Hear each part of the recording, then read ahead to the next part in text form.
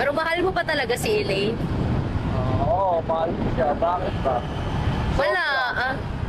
Na-miss ko lang yung dati ako nung sinasabihan mo na mahal mo ko. Kaya mo na yun, dati pa yun. Maging masaya na lang talaga.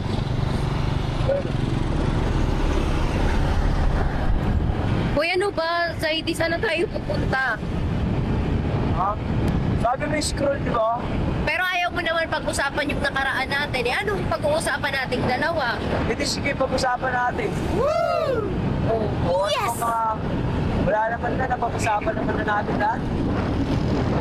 Hindi eh, pero namimiss ko pa rin kasi. Alam mo, namimiss ko na si Amy. Pero hindi, sa totoo lang, mamimiss ko talaga yung mga banding natin together. Alam mo yun, yung sobrang saya nating dalawa, pinag-uusapan natin yung magiging future natin. Baka ba? Kaya mo na yun. Pero ngayon wala na. Alam Masaya mo, ka. lahat ng pangako, napapako. Ngayon wala na, masaya ka na sa iba. Ganon, kasi si Sobrang- Elaine eh. Simula nung nakilala ko si Elaine, parang nabago yung buhay ko.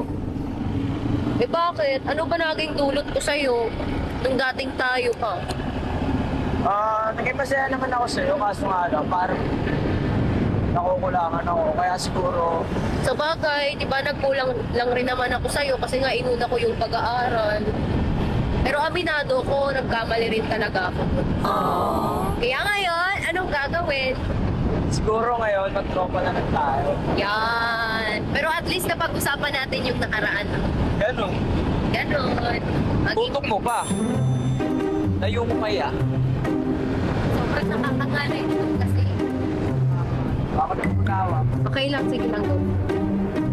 Ayan guys, sobrang saya. Alam mo ba guys, nakakamiss talaga kasi dati ginagawa namin to ni Zaidi.